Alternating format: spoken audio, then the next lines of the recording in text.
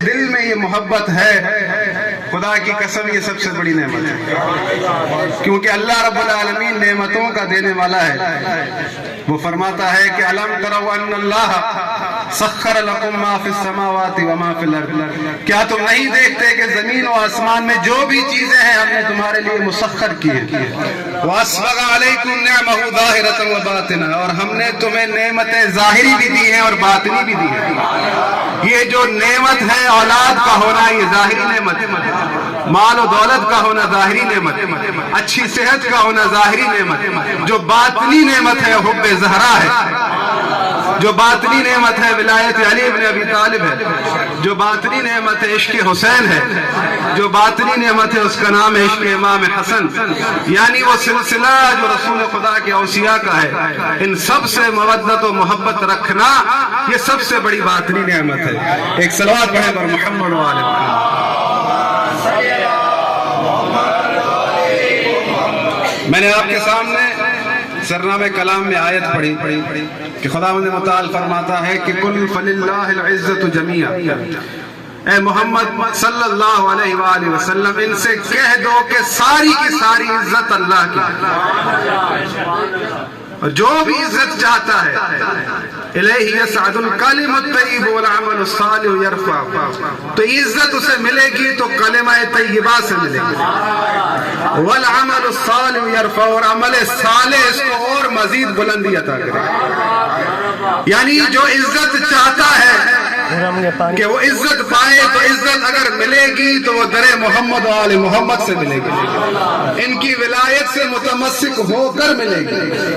جو عزت انسان چاہتا ہے وہ ولایت علی ابن ابی طالب سے ملے گی، کیونکہ اللہ رب العالمین یہ چاہتا ہے کہ عزت دار امام کے مطیع و فرما بردار رہو تو میں اللہ تمہیں عزت دوں، کیونکہ بارگاہ خدا میں عزت جب ملتی ہے کہ جب انسان عزت والوں کا مرید جو اللہ کے پاس عزت رکھتے ہیں، جو اللہ کے پاس عزت رکھتا ہوگا، اگر انسان اس کی مطیع و فرما برداری میں زندگی گزارے گا تو اسے اللہ کی بارگاہ میں بھی عزت ملے گی، کیونکہ جو بھی اللہ کے دیے ہوئے جسے عزت دیتا ہے اللہ، اسے چھوڑ کر کسی ایسے کو اپنائے گا وہ خود بھی ذلیل ہوگا دنیا میں اور آخرت میں بھی۔ میں چند دن پہلے ایک پروگرام میں پوڈ کاسٹ میں تھا، تو میرے برابر میں مفتی صاحب سے ایک ڈیبیٹ چل رہی تھی۔ مفتی صاحب نے امیر المومنین کی توہین کی، تو مجھ سے مومنین نے یہ شکوہ کیا کہ آپ کے برابر میں بیٹھا تھا مفتی، اس نے امیر المومنین کی توہین کی، آپ خاموش رہے، کچھ نہیں کہا۔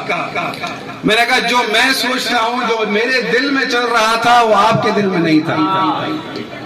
میں اس کے برابر میں بیٹھا تھا، وہ امیر المومنین کی توہین کر رہا تھا، تو میرے دل میں یہ آیت چل رہی تھی کہ ہم حسب الذین فی قلوبہم مرض ان لن یخرج اللہ ادغانہم، کہ جن کے دلوں میں بیماری ہے وہ یہ گمان کرتے ہیں ہم ان کی اس بیماری کو ظاہر نہیں کریں گے۔ وَلَوْ نَشَاءُ لَأَرَيْنَاكَهُمْ فَلَعَرَفْتَهُمْ بِسِيمَاهُمْ، اگر ہم چاہیں تو ان کے چہرے تمہیں دکھا دیں، پر وہ ایسا ستار العیوب ہے کہ منافق کو بھی ظاہر نہیں کرتا۔ پھر اگلی آیت کہتی ہے وَلَتَعْرِفَنَّهُمْ فِي لَحْنِ الْقَوْلِ، تم ان کو ان کے انداز گفتگو سے پہچانو گے، ان کو ان کے انداز گفتگو سے پہچانو گے۔ اللہ نے یہ میزان دے دیا کہ جس کے دل میں بیماری ہے وہ انداز گفتگو سے پہچانا جائے گا۔ لوگ آئے اصحاب رسول خدا کے پاس آئے، یا رسول اللہ، اللہ کہتا ہے کہ یہ اپنے انداز گفتگو سے پہچانے جائیں گے، تو منافق کو پہچانا کس طریقے سے جائے؟ وہ کون سا انداز ہے جس سے پہچانا جائے گا کہ یہ منافق ہے؟ اس کے بارے میں اللہ نے کہا ہے اس کے دل میں بیماری ہے۔ اب قرآن کی تفسیر محمد مصطفیٰ سے بڑھ کر کون کرے؟ رسول خدا نے کہا کہ اگر چاہتے ہو دیکھنا کہ اس کے دل میں بیماری ہے، یہ منافق ہے، تو اس کے سامنے ذکر علی ابن ابی طالب کرو۔ یہ میزان، یہ پیمانہ اللہ کا دیا ہوا ہے قرآن میں، کہ قرآن یہ کہتا ہے کہ جن کے دلوں میں بیماری ہے ہم ظاہر نہیں کریں گے کہ وہ جو کہہ رہا تھا اس کا بس نہیں تھا، یہ اللہ اسے کہلوا رہا تھا، اللہ اس کو ظاہر کر رہا تھا، اللہ اس کو ظاہر کر رہا تھا، اس نے اپنی بیماری کو ظاہر کیا۔ اگر میں بولتا تو جو اس پر ہو رہی ہے کمنٹس کے اندر، اور جب تک ویڈیو ہوتی رہے گی وہ نہ ہوتی، کیونکہ کوئی تھے جو امیر المومنین کو ممبروں پر گالیاں دیتے تھے، لیکن امیر المومنین نے ریٹرن میں گالیاں نہیں دلوائی، کیونکہ قیامت تک ان کا دامن آلودہ رہے گا کہ وہ علی جیسے امیر کو گالیاں دیتے تھے لیکن امیر المومنین نے نہ دلوائی۔ کیوں؟ امیر المومنین نے نا عمل یہ کر کے ثابت کر دیا کہ ہم ان جیسے نہیں جو گالیاں دیتے ہیں، ہم کبھی ان جیسوں میں سے نہیں ہیں جو گالیاں دیتے ہیں۔ لیکن حق بات کہنا، وہ انسان کو اللہ نے آزاد رکھا ہے کہ حق بات کہنے سے انسان پیچھے نہ ہٹے۔ پھر کیا ہی اس کی بگڑی؟ پوچھا گیا بھائی یہ بتاؤ کہ جو رسول نے وصیت کی تھی میرے بعد میرے 12 خلیفہ ہوں گے، ذرا گن کے تو دکھاؤ۔ گنتے گنتے یزید پر آ پہنچا۔ پھر دوسرا پروگرام ہوا، اس میں کہتا ہے نہیں یزید نہیں۔ میں نے کہا کہ بھائی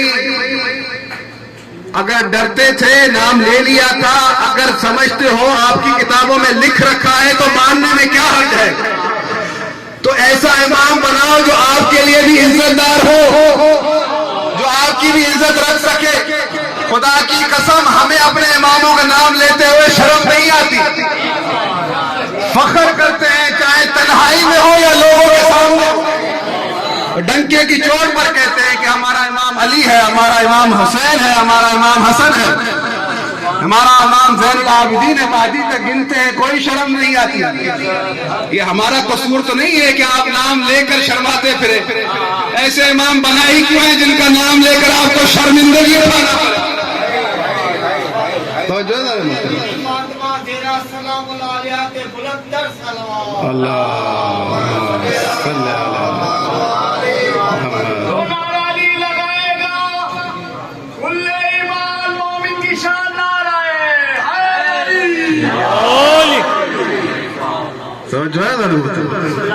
یہ انسان کے لیے اپنا اختیار ہے کہ وہ اپنی راہ کہاں چنتا ہے، اپنی سبیل کیسے بناتا ہے، اللہ کی سبیل پر کیسے چلتا ہے، اللہ کے شجر طیبہ کو کیسے پہچانتا ہے۔